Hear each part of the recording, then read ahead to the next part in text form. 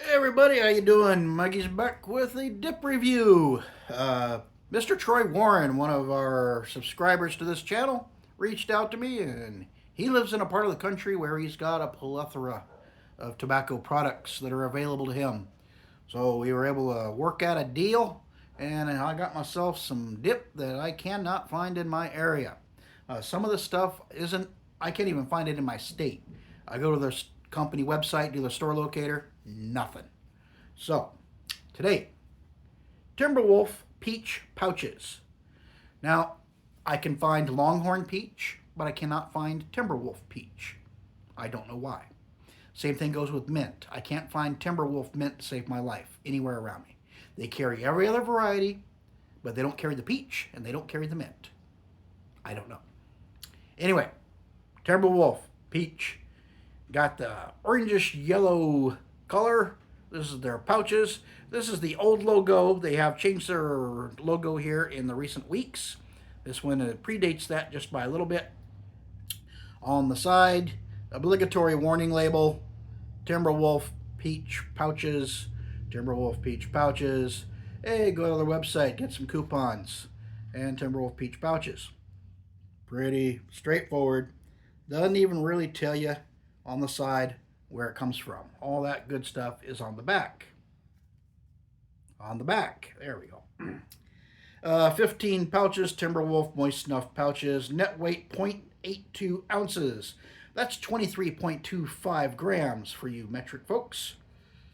And see here. Contains at least 65% domestic grown tobacco. So it's a 65-35 ratio, domestic to foreign. Sale only allowed in the United States. Made by the Pinkerton Tobacco Company in Owlsboro, Kentucky. Alrighty. Let's crack this bad boy open. Let's see if I can get my... Wow, this band is tough. This band is really tough. Okay. Time to break out the hardware.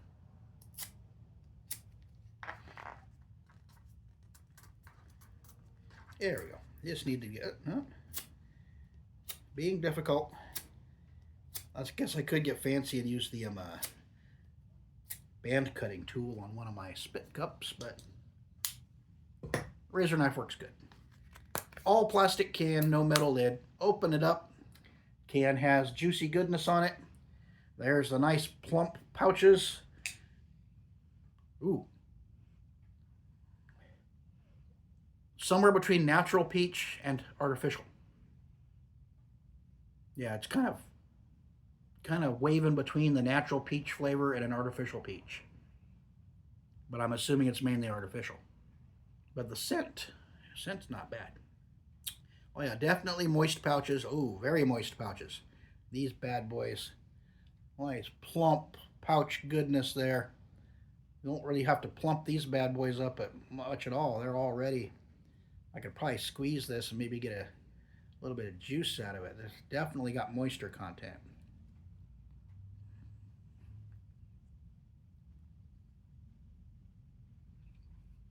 Double bagging it today already. And we are off.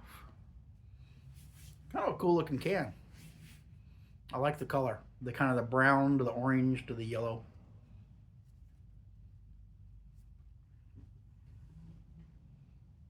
First impression,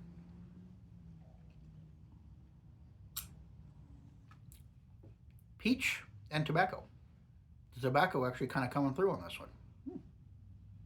I definitely got a tobacco flavor. Juicing up incredibly fast.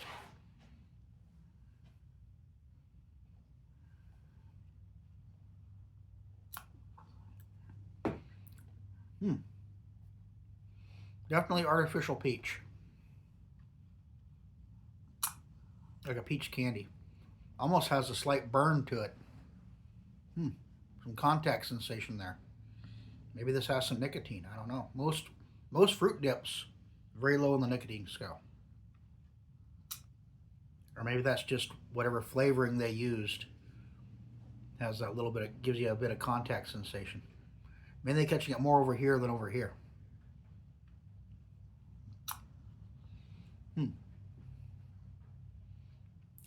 Yeah. Definitely, it has an artificial-esque taste to it. Every now and then, a little bit of tobacco creeps through and says, hi. But for the most part, peach. It's like it wants to be a natural peach flavor, but it's trying real hard to be an artificial peach flavor. It's kind of fighting between does it want to be natural, does it want to be artificial. Juicing up very well. These things went in plump and they juiced up fast.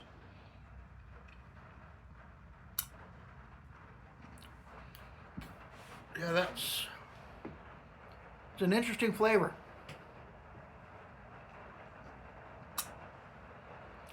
Just enough peach to let you know it's peach, but light enough to where some of that tobacco is coming through.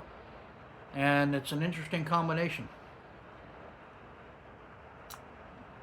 A lot of the other peaches I've tried, the peach is overwhelming and you get very little tobacco flavor because there's just peach everywhere. This one, the peach is strong, but it kind of fades back and forth. And I'm getting kisses of tobacco, which was interesting. I was not expecting this. It's not extremely sweet either, which was kind of interesting. There is some sweetness there to add to the peach flavor, but it's not real candy like. It's not overly sweet like a candy.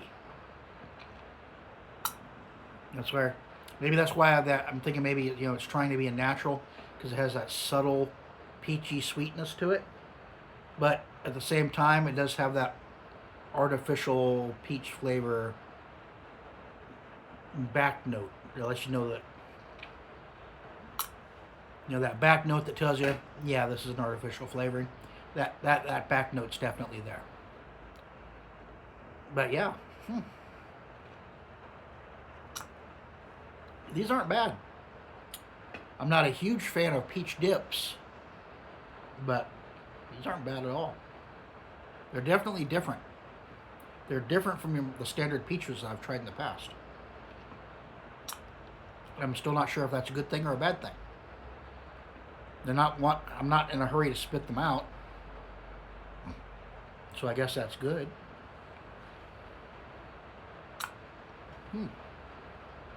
That's interesting.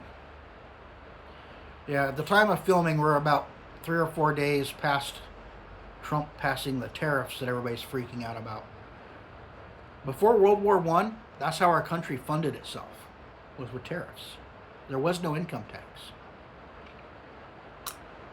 Income tax was implemented to fund the war effort during World War I. And when World War I ended, they didn't end the income tax. They just hung on to it. And it's ballooned into what it is today, 100 years later. But a lot of people don't realize that our country supported itself on tariff taxes prior to income taxes. And a lot of nations, that's what they do. That's how they fund themselves. Some countries do, some don't. Some use tariffs, some use income tax, some use both. Some use income tax, property tax, sales tax, VAT tax, this tax, and every other tax.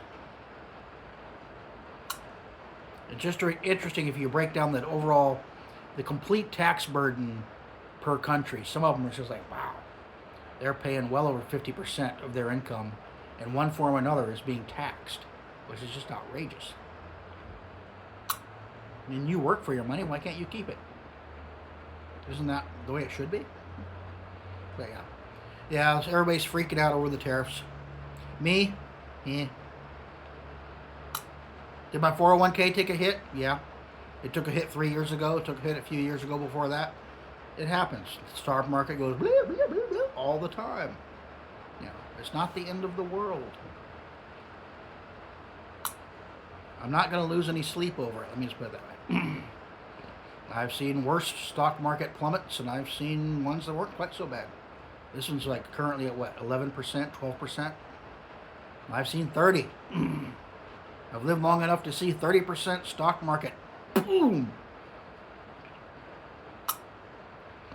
And we recovered from that. We'll recover from this. It's just temporary. Stock markets are fickle. They'll find something else to freak out about in a few years. Or they'll find something to fall in love with and they'll start booming again here soon.